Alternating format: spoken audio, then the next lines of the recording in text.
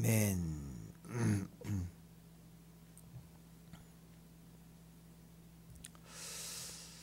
자, 15절에 보니까 일곱째 날 새벽에 그들이 일찍 일어나서 그 전과 같은 방식으로 성을 7번 도니. 자, 새벽에 일어나서 돌았다. 그렇게 다 마찬가지죠. 첫 시간 처음 그날의 시작을 하나님의 명령을 따라 순종했다. 그런 의미가 있습니다.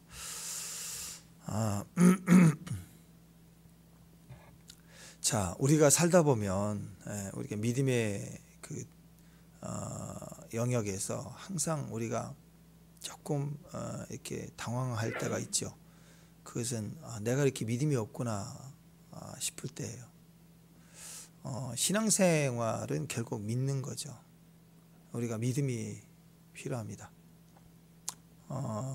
왜 믿음이 필요하죠? 왜 우리가 믿음이 필요하죠? 뭐 기도하려면 믿음이 있어야 되죠. 또 큰 산을 넘어가려면 믿음이 필요해요. 여리고를 무너뜨리려도 믿음이 필요하고, 병마와 싸워도 믿음이 필요하고, 또 우리 주변에 있는 많은 악인들, 또 예루살렘 딸들과 싸우려면 또 그 싸움이 되겠냐고. 똑같이 머리 잡고 늘어질 수는 없잖아요. 우리는 어떻게 싸워야 돼? 믿음이 있어야 그 전쟁을 이길 수가 있습니다. 다 믿음이 필요하죠. 근데 궁극적인 이유는요, 예배 때문에 믿음이 필요한 거예요. 예배. 이 땅을 사는 과정도 다 우리가 믿음으로 이겨나가야 되지만 결국 목적은 가나안인 것처럼요, 광야에서 기적도 필요하지만 가나안의 기적이 진짜 아니겠습니까? 마찬가지입니다. 이 땅에서의 그 어떤 것보다, 어떤 문제나 상황을 이겨내는 것보다 우리가 예배다운 예배, 하나님 앞에 기쁨이 되는 예배를 드리기 위해서 믿음이 필요합니다. 그래서 구약, 신약, 결국 천국에 가서 주의 나라 가서 주의 나라에 이르러 주님 앞에 예배하는 거, 그게 목적이에요. 목적. 가나안 땅이 목적이고, 그러니까 요셉이 죽어서도 내 뼈를 파서 가라, 가나안 땅에 가라 그러잖아요. 그러니까 우리의 전 존재의 목적은 예배라는 거예요. 예배. 그래서 성도의 삶은요, 지금 부딪혀오는 이 문제, 그래 기도로 이기자, 맞아요. 그것도 맞고 다 맞는데 결국은 예배로 해석해야 돼. 예배로. 왜 이 사건이 오는가? 왜 병이 오는가? 그 목적은 내 예배를 일단 방해하는 거예요. 믿음을 실망시키게 하는 거예요. 사탄이 우리의 믿음을 뺏어버리면 우리는 당장 제일 먼저 나타나는 게 예배거든요. 예배에 무너져요. 예배를 제껴버려요. 예배에 타협이 들어가기 시작해요. 그래서 예배가 너무너무 중요한 거예요. 그래서 예배를 절대 뺏기면 안 돼요. 예배를 뺏기면 예배하는 자리, 예배하는 사람, 예배하는 시간, 예배는요 반드시 이 세 가지 요건이 있어야 돼요. 내 마음대로가 아닌 거예요. 왜냐하면 내 방식은 종교고 하나님 방식은 예배니까, 하나님이 부르신 자리에 가기 위해서는 하나님은 하나님의 사람을 세우고요, 하나님 제사장처럼 예배 역할하는 사람이 있어요. 자기가 드리면 안 돼요. 마찬가지입니다. 예배하는 사람, 예배하는 장소, 예배하는 때, 하나님은 새벽에 일하시죠. 그죠? 또 안식일에 일하시잖아요. 또 하나님 사람들을 쓰시잖아요. 기름 부어서 다른 사람보다 그렇게 훈련시킨 그 하나님의 사람을 사용하시잖아요. 예배자니까 예배자를 사용하시는 거예요. 아브라함도 그래서 가는 곳마다 첫 번째 예배를 제단을 쌓았다. 예배자예요. 그러니까 우리 인생 여정의 문제를 해석할 때 예배, 내 믿음을 빼앗아서 예배를 무너뜨리는구나 라고 생각하면 되고, 반대로 얘기하면 그럴지라도 나는 내 삶의 상황에 실패가 와도, 무너져도, 병이 걸려도 나는 예배다. 예배만큼 포기 않는다. 이건 절대적으로 사명이라는 거예요. 사명, 예배. 핵심이 예배라는 거예요. 예배. 네. 기도하고 산을 옮겼습니다. 능력이 있었습니다. 기적이 일어났습니다. 그리고 땡입니까? 아니죠. 예배하기 위해서요. 예배하기. 전도해야 됩니다. 왜? 예배자로 세우기 위해서. 병이 나왔습니다. 그 다음에 뭐예요? 병 나왔다 하고 그 건강 주시는 것 갖고 또 설치고 다녀야 됩니까? 아니죠. 세상처럼 똑같이 그 건강한 몸으로 힘쓰고 다니면 타락밖에 안 되게 했잖아요. 건강해졌어요. 왜? 목적은 이제 예배 드려야죠. 모든 것의 핵심은 예배예요. 봉사하고 구제하고 선교하고 가르치고 그 다음이 있어야 되잖아요. 그 다음의 최종은 예배라는 거. 그래서 우리는 모든 해석을 예배로 해야 돼. 집안의 일, 회사의 일, 부딪히는 일, 내 약함의 일, 예배로 해석할 수 있어야 됩니다. 자, 영적 전쟁이죠. 여리고성이라는 전투, 첫 번째 전투인데 이 전투에서 하나님 우리에게 가르쳐주고 계시는 게 있어요. 이걸 어떻게 우리가 이겨나가야 되는가, 이 전쟁을 이겨나가야 되는가. 예, 믿음이 필요하죠. 전략도 필요하고 막 그러지 않겠어요? 정탐꾼도 보내고 막 그랬잖아요. 근데 우리 저번에 정탐꾼 보냈을 때 오늘 드디어 이제 그 랍 가문이 살지만 가만히 생각해 보니까 정탐꾼 필요했어요? 굳이 필요 없잖아요. 그냥 와 하고 되는 거지. 그 정탐해서 뭐 알게 필요 없는 거예요. 필요 없는 짓을 한 거라고. 근데 왜 그랬을까요? 우리는 우리 삶 가운데 우연히 그걸 하는 것처럼 했던 거 나중에 결과적으로 보면 다 필요 없는 거예요. 근데 왜 했을까요? 하나님이 라합이 믿음이 있었고 그가 멸망 직전이니까 그를 구원해 내기 위해서 정탐꾼이 그냥 정탐하러 간 것 같지만 사실은 그의 믿음에 이끌려간 거라고. 너는 나를 구원하라. 소돔성 무너질 때 천사를 보내서 롯의 가문을 끌어내리려고 한 것처럼 하나님은 우리가 믿음만 있으면요, 우리가 잘 모르는 것 같아도 우리를 구원해 주려는 기회와 능력이 있다고. 예전에 어떤 미국 분이 간증한 걸 봤는데 이번에 무한 그런 사건이 있었는지 모르겠지만 예전에 비행기 사건에 그거 있었어요. 공항에 가서 비행기 값을 2배로 내고 개를 이제 태웠단 말이에요. 개를 태워서 타러 갔는데 개가 비행기 탑승석 앞에 기다리고 있다가 개가 탑승해야 되는데 도망가 버린 거예요. 개가 그 개 찾으려고 막 이놈의 개가 비행기 화가 나죠. 비행기 타려고 그랬는데 가버리니까 못 찾는 거예요. 그 사람 사이 비어가가지고 그 안에 뺑뺑 돌아. 개도 작정하고 뛰면 못 잡죠. 개가 작정하고 뛰니까 어제 개쓰리지예요. 어제 개는 검은개 타가지고 도망갔는데 오늘 개는 탑승석에서 도망가 버리는 거예요. 지금 다 들어가는데 비행기 놓쳤어요. 비행기 놓치고 개가 온 거예요. 화가 나죠. 근데 그 비행기에 추락했대요. 그러니까 여러분 인생은요 막 이런다고 막 우연을 가장한 그런 에피소드가 개입이 나를 살리고 나를 돕기도 하고 막 그렇다고 막 그때 왜 이러냐 그런데 그게 나를 살 길이고 생각지도 않은 일 때문에 막 그런 분도 있잖아요. 막 배가 갑자기 아파가지고 막 너무 아파서 병원에 가서 진찰하자고. 근데 진찰해도 별로 안 나오니까 내시경도 하고 해도 안 해. CT를 찍어야 된다고. 찍다가 보니까 다른 암이 초기에 발견돼 갖고 요것 때문이 아니라 요건 그냥 약으로 먹으면 되는데 다른 데에 발견돼서 초기라 그거만 딱 떼서 살았다. 그런 얘기 많잖아요. 인생은 그렇게 되게 많아요. 하나님은 우연을 가장하지만 내가 진실로 어떻게 하나님을 믿어야 될지를 모르는 이방 여인이지만 소문에 들었던 여호와의 기억을 가지고 몸부림치면 보내신다고. 이거 왜 해야 되는지 모르지만 야 가 해가지고 갔다가 뭐하고 왔냐 그랬더니 뭐 대충 성 얘기했겠죠. 근데 그 뻔히 아는 얘기를 하면서 근데 라합 얘기를 하는 거예요. 다 이스라엘 백성이 다 알 만큼. 결국 살려내잖아요. 명령해서. 그러니까 우리가 하나님을 믿는 게 믿음이 너무너무 중요한 거예요. 방식은 몰라도. 자, 오늘 그래서 우리가 우리 삶 속에도 보면은 이 모든 우리 앞에 놓여 있는 이 큰 여리고 같은 산, 성, 막 문제 이런 거 있지 않겠습니까? 도저히 이건 이길 수가 없는 것 같은 견고한 성이에요. 도저히 이전에 만나본 적이 없는 적과 같은 거예요. 자, 이럴 때 이걸 어떻게 풀어가야 되는가? 이 첫 단추를 어떻게 풀어가야 되는가? 뭐 살다 보면 막힌 게 뭐 한두 개겠습니까? 진로의 문도 막혀 있고 요즘에 어렵죠. 어떻게 풀 것인가? 취업의 문 막혀 있잖아요. 진학의 문, 결혼의 문, 사업의 문, 태의 문. 요즘 아이 참 어렵잖아요. 애를 안 낳기도 하지만 또 낳으려고 하면 막상 그렇게 어려워요. 정말 아기가 생긴다는 게 어려운 것 같아요. 그런 시대가 됐어요.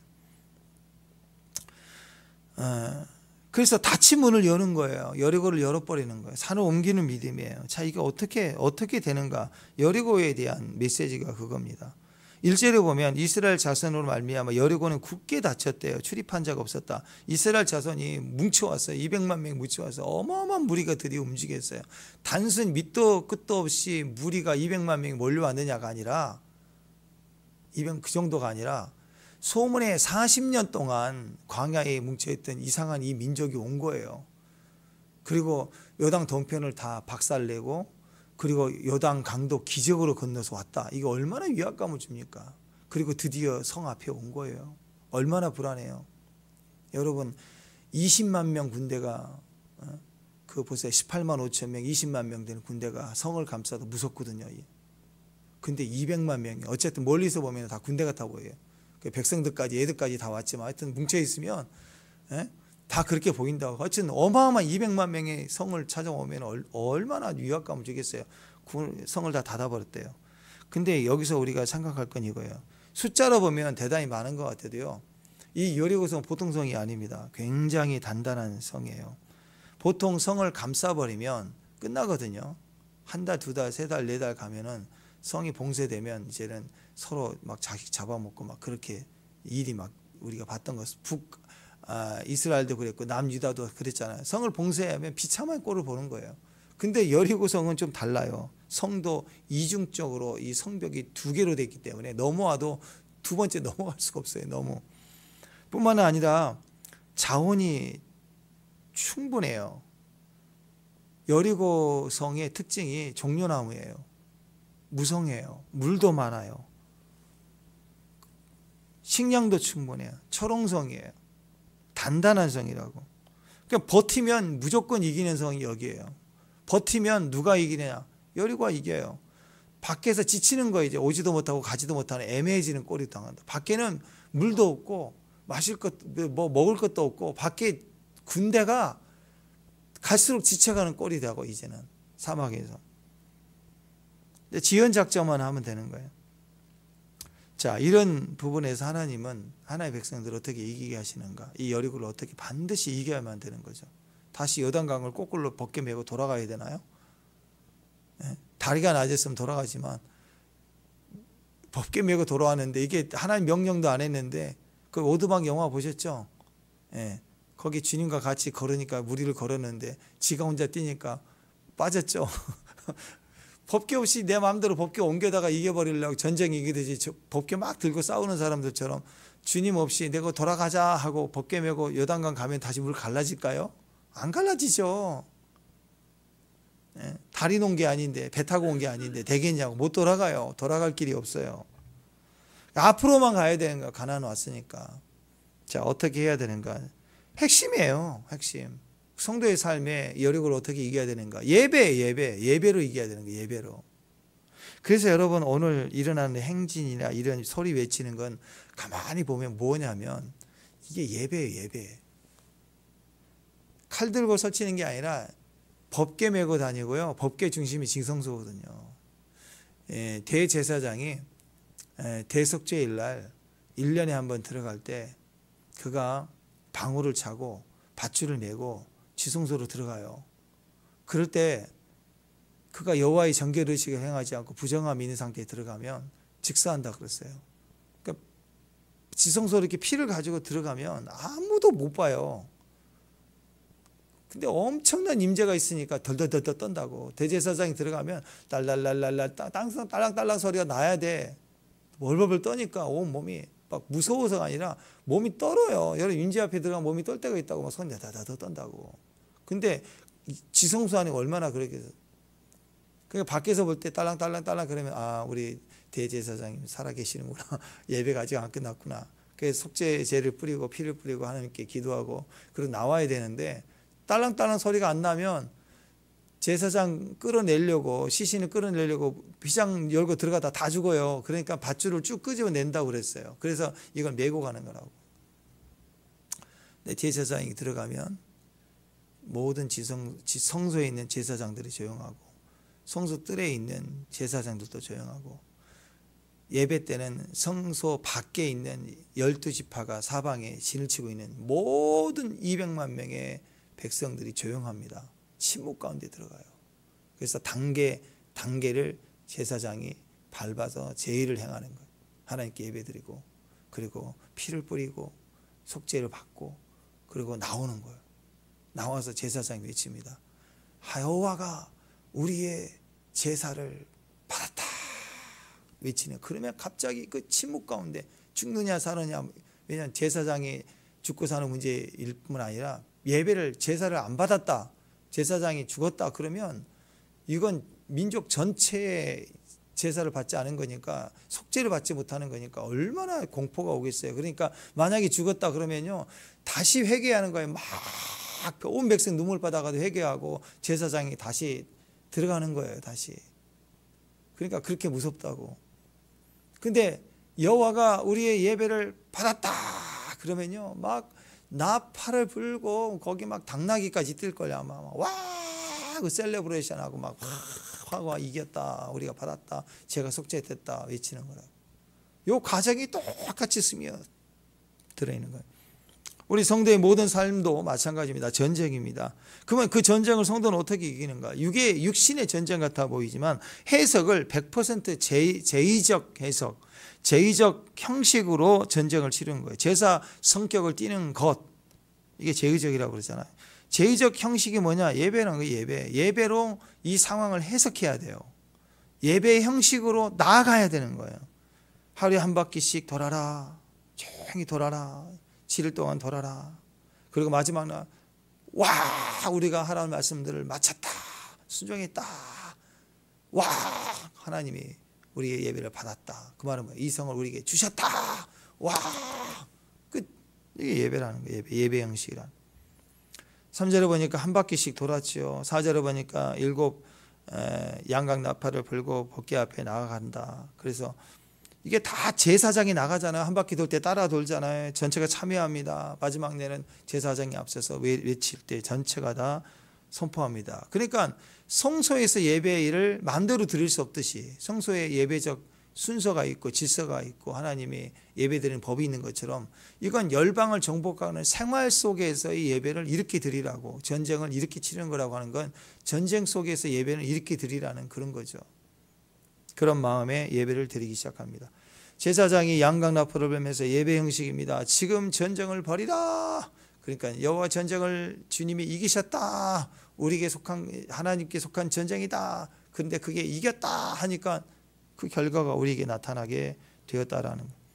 우리 앞에 막혀있는 문제들 딱 생각하면 오늘 여러분 우리 삶에 적용하기를, 이제 막힌 견고한 성이다, 문제다 그러면 뭘 생각하느냐? 예배로 풀어라. 예배로 풀어라. 이거 기억해야 돼요. 예배로 풀어라. 우리 삶에 이게 필요합니다.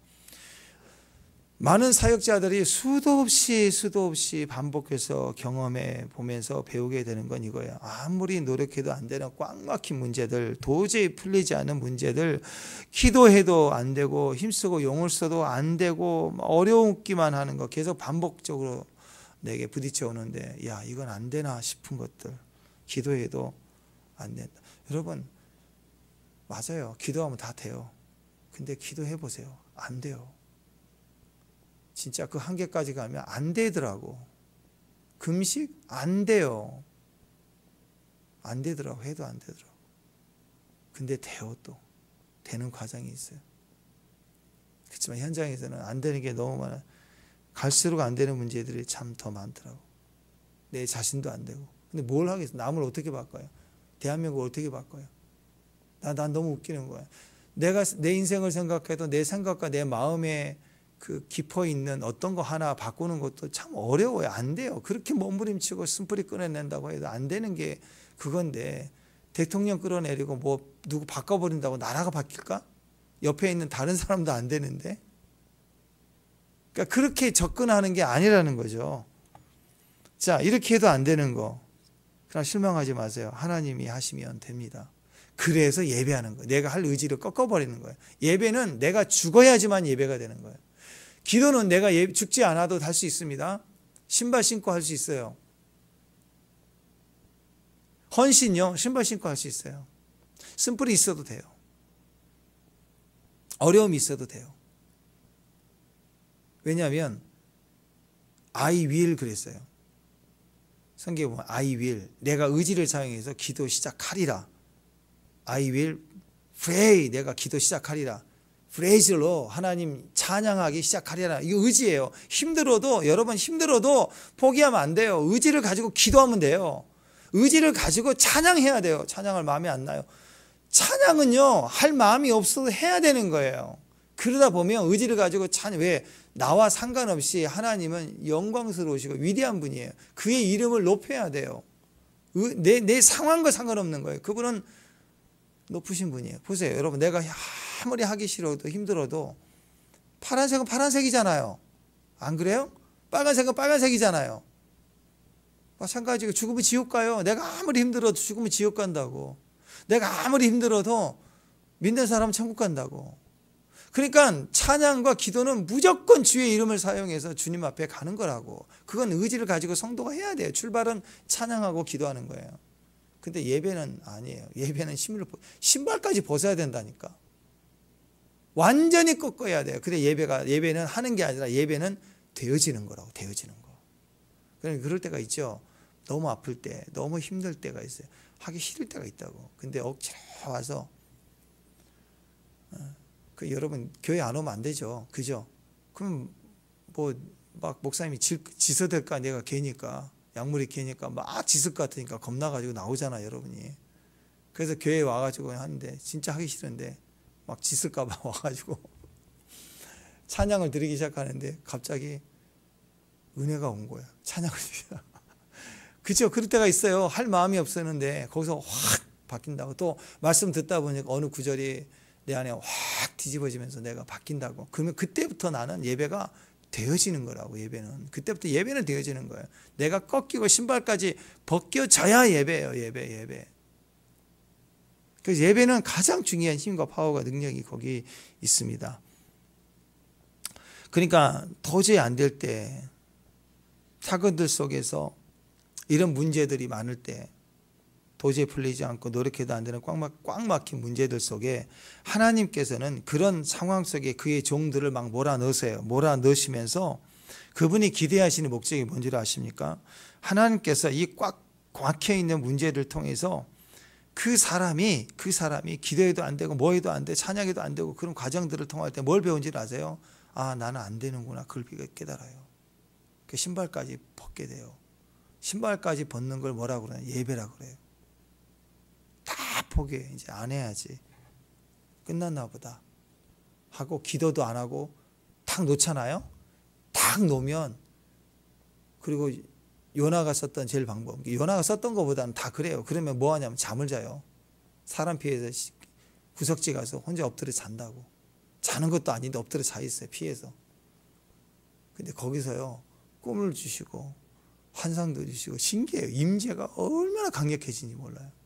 임재가 시작되면 이꼴 예배가 시작이 된다.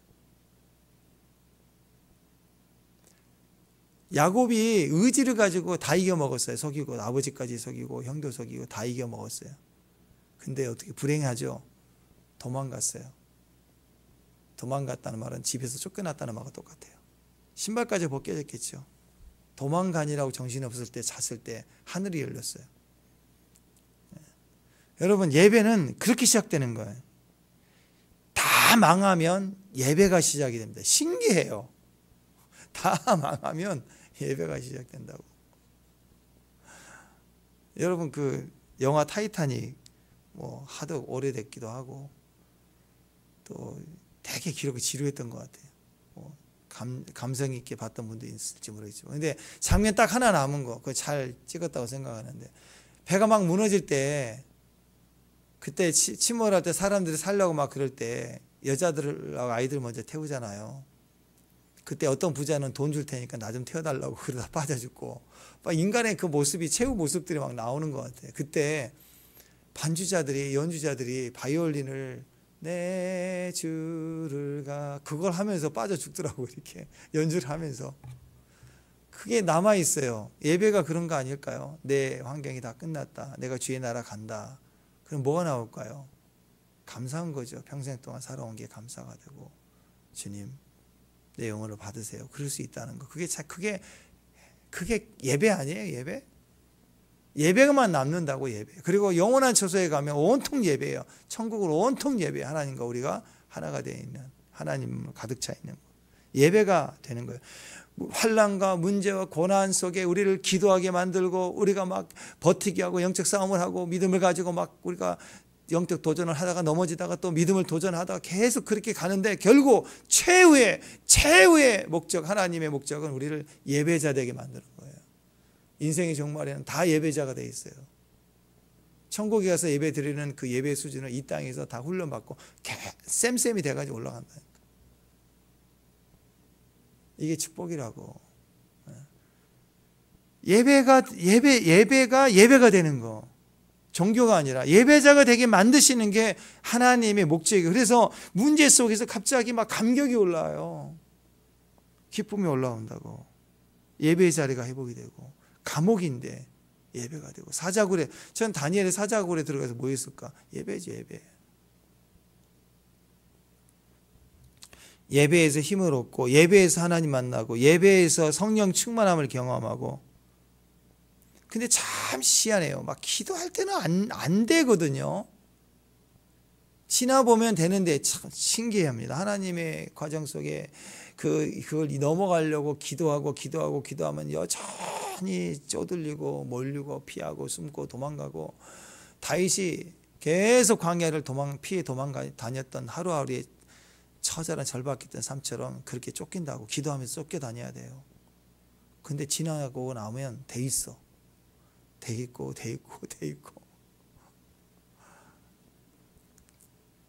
근데 그때 과정을 생각하면 그 현장에서는 왜 안 될까? 왜 기도해도 잘 한 번에 안 될까? 여전히 이 문제에 다시 내가 불안해할까? 우리 모습이 그러거든요. 근데 참 이상해요. 온전히 내가 꺾이고 내가 신을 벗었다. 이제 예배가 진짜 시작이 되고, 예배로 감격이 오고, 예배로 은혜가 들어가기 시작하면요, 신기한 일이 또 돼요. 예배 드리고 나면 갑자기 문이 막 열려요. 그러니까 반대로 얘기하면, 여러분 예배가 막힌 건 다 막힌 거예요. 예배까지 가지 못하고 기도만 열심히 하고 끝내고 가고, 헌신만 열심히 하고 가고, 그거 굉장히 여러분 마무리가 안 된 거예요. 마무리. 교회 와서 여러분 섬기는 거 너무 좋아요. 여러분 다른 사람을 위해서 섬기고 봉사하고 귀한 거죠. 근데 그것이 우선이 되고 내 예배를 우선이 되지 않는다면 굉장히 심각한 거예요. 나중에 지쳐요. 일만 하면. 섬기는 것도 중요하고 찬양도 좋고 사역도 좋고 다 귀하지. 우리 교회 그냥 오는 것보다 사역하는 게, 섬기는 게 얼마나 큰 거예요. 근데 목적을 잃어버리면 안 되죠. 목적은 예배예요. 나의 예배. 예배에서 모든 게 풀리는 거예요. 지금도 우리가 어려움을 당하신 분들이 상황을 보면, 어려움을 당하는데 그래도 이번에 예배의 기쁨을 가지고 있고, 예배에 있다면 이미 이긴 거예요. 과정은 잘 가고 있는 거라고. 근데 저는 왜 이렇게 어려울까요? 근데 보니까 예배를 다 잃어버렸어. 심각한 거예요. 때로는 저는 뭐 별일 없어요. 여전히 잘 예배 나오고 뭐 큐티도 하고 있고요. 근데 딱 보니까 예배를 잃은 사람이야. 위험한 거예요. 방황하고 있는 거예요. 방황. 목사님, 저는 왜 이렇게 어려울까요? 왜 이렇게 힘들까요? 참 어려워요. 근데 예배 드리면 얼굴이 환하고 늘 예배의 기쁨이 있고, 예배만큼 포기 안 되는 게 딱 느껴지는 분은 제대로 가고 있는 거예요. 지금 제대로. 요셉도 팔리는 모습이었지만 그 길이 지름길이었잖아요. 감옥 가는 길, 억울한 길이지만 지름길이었다고. 그게 예배의 능력입니다. 마귀는 어떻게 해서든지 방해해가지고 뭘 하느냐? 예배 못 나오게 해요. 내 예배의 자리를 뺏으려고 한다고. 도망가게 하고, 무너지게 하고, 전쟁하게 하고, 결국 예배를 망치려고 그래요. 또 나오려고 하면 꼭 무슨 일이 생기는 거예요. 무슨 일이. 자꾸 나를 막게 하는 상황들, 타협될 상황들. 뿐만 아니라 어떤 문제가 안 생겼으면 이제 예배로 나오기 쉽잖아요. 그런데 아니에요. 이제는 어떤 문제가 없는데 갑자기 마음이 꽉 막히든지 꽁해져. 이상해요. 왠지 컨디션이 뚝 다운이 돼요. 문제가 없는데. 그래서 잠수타게 만들고 도망가게 하고. 이게 다 마귀 역사예요. 예배에 대한 도전을 가지고 온 거라고. 예배는 절대로 무너지면 안 돼요. 예배 막히면 다 막혀요. 기도가 있어도 예배 막히면 다 끝난 거예요. 예배 막히면. 반대로 다 막혀도 예배가 있으면 예배 형식으로 살아가면 여리고도 무너진다. 여리고 성의 문을 여는 방법은 예배다. 예배에 있다. 예배를 통해서 문이 열린다. 7일 걸렸다는 거 무슨 얘기예요? 7일. 하루 집중도가 하루 긴장감이. 생각해 보세요. 돌 때 말하지 말라는 소리는 집중해서 도는 건데 그 다음 날도 그래야 돼요. 이걸 7일 동안 해야 돼요. 그러면 상식적으로 요거 할 때만 조용하고 뒤에 가서는 막 떠들고 웃고 장구치고 막 그랬을까요? 이 7일 동안 깊어지는 거예요. 깊어지는 거예요, 임재가. 여러분, 임재가 굉장히 강하고 여러분이 큰 임재를 경험했을 때는 예배 끝나도 집에 가도 맹하고 멍하고 이렇게 온다고. 계속 찬양 들어도 이게 쌓이는 거예요. 7일 동안 계속 그리고 첫 시간 새벽에 돌았다고. 이게 무서운 거죠. 집중력, 긴장. 이게 첫째, 둘째, 셋째, 넷째 날 마지막 날은 예배의 절정이에요. 성막의 예배, 성막들만이 아닙니다. 예배를 드리기 위해서 소와 양을 끌고 자기 자리에, 자기 집에서부터, 지파의 자리, 고향에서부터 왔잖아요. 그리고 성막까지 왔어요. 그 다음 단계는 성막 뜰에 가서 제사를 드리고 성소에 가야 되고 그 다음 날은 이게 지속적으로 이렇게 쭉쭉쭉쭉 진행이 되는 거예요. 마지막 지성소에 대제사장이 들어갈 때는 예배의 절정이 되는 거예요. 하루에 한 번씩 성을 도는 게 아니라 그건 예배자로 가는 늘 그 중심을 똑같이 가지고 갔다고. 예배를 향하러 갈 때 점점점 무거워지는 거죠. 이걸 7일째 되는 날 예배의 절정에 이르게 되고 대제사장이 들어가는 것처럼 그가 외칠 때 온 무리들이 나팔을 불 때 온 백성들이 큰 소리를 외칩니다. 이건 단순한 소리가 아니고 하나님이 우리의 제사를 받았다 하고 외치는 것과 똑같아요. 그러니까 예배 속에 기쁨의 탄성, 하나님 우리 죄를 사해 줬다 그거예요. 하나님 예를 받으셨다 그 말은 우리 죄가 사해졌습니다 외치는 거라고. 얼마나 기쁘겠어요. 그래서 와 외치는 거. 하나님이 이 성을 너에게 주셨다 그러잖아요. 와 하는 거예요. 예배의 절정이 일어나는 거라고. 탄성이 나올 때 하나님께서 승리를 주셨다.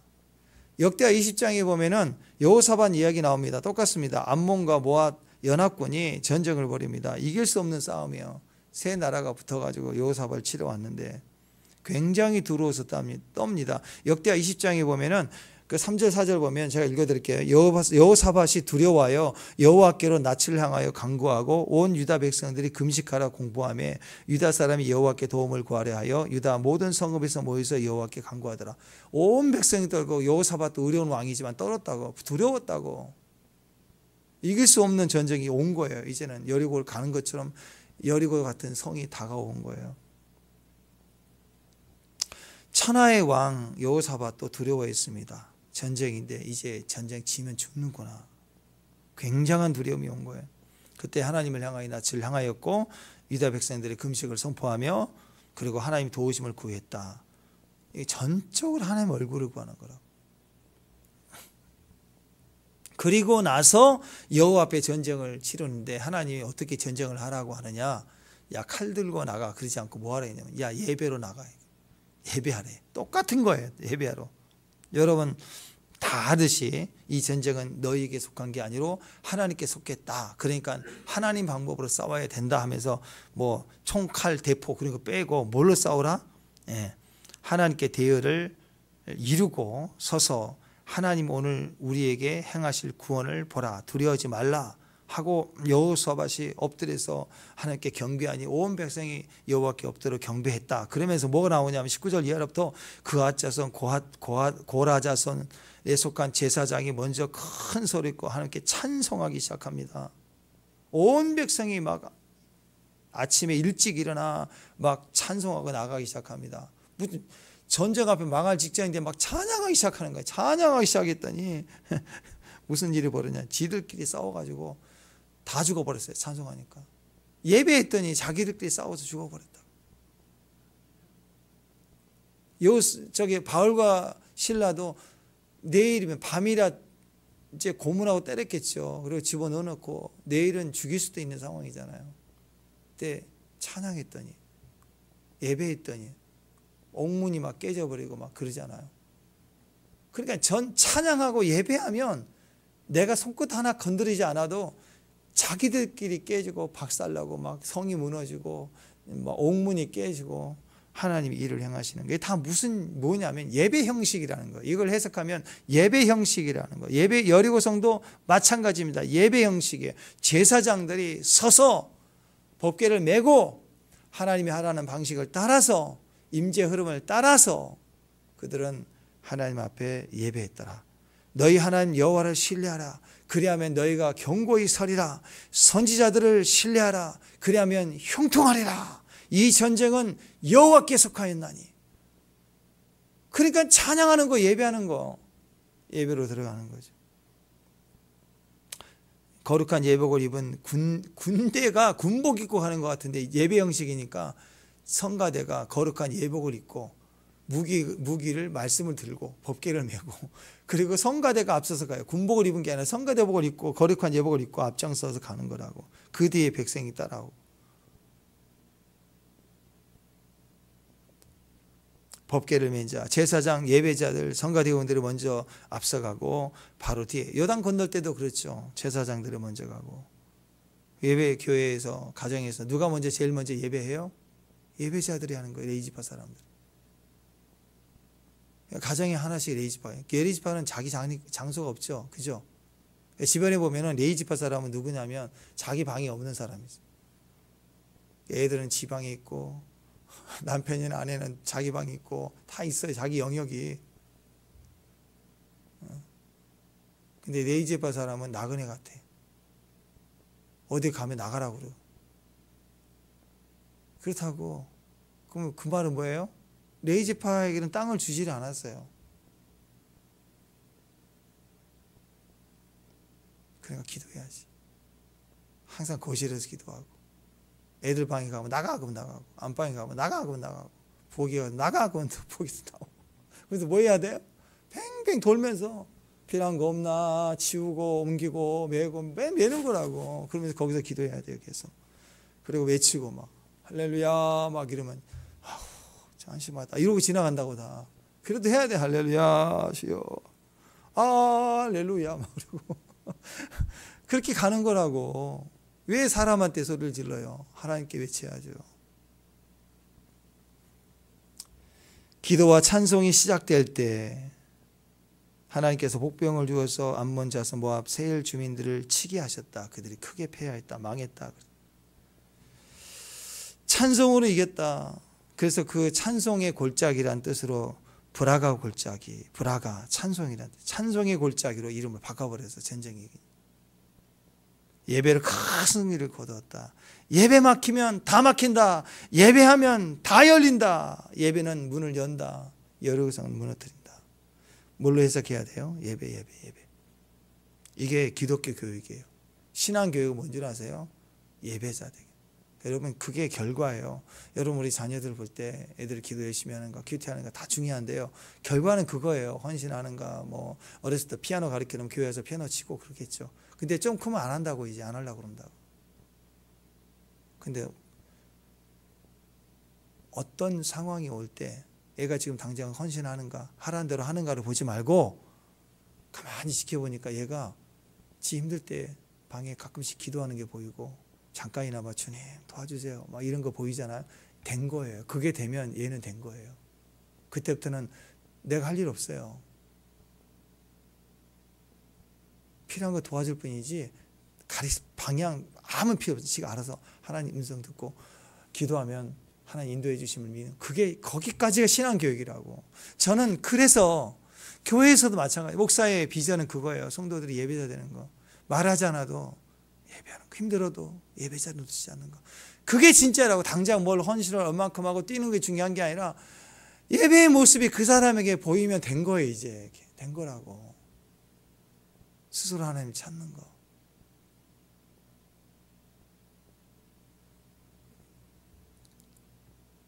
저는 이 교육이 신앙교육이 돼 있어야 된다. 가슴에 박혀 있는 거. 이게 예배가 팍 박혀 있는 거. 예배자.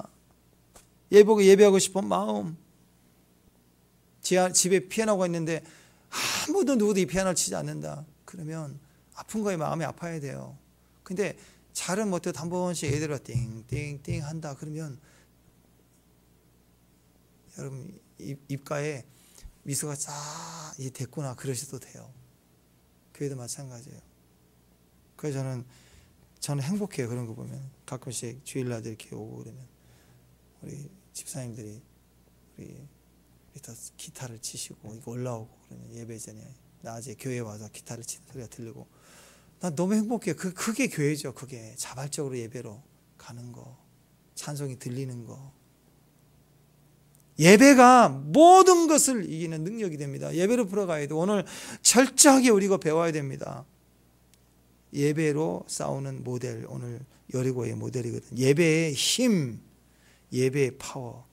사실 7일이지만 지난 40년을 걸려서 온 거예요. 홍해를 건넜던 이유도 결국 여기라고. 오늘 예배로 이거 한번 무너지는 것만 경험하면 그 다음부터 너무 쉬워지는 거예요. 다 예배만 들으면 되는구나. 예배 작전이구나. 우리는 예배 작전.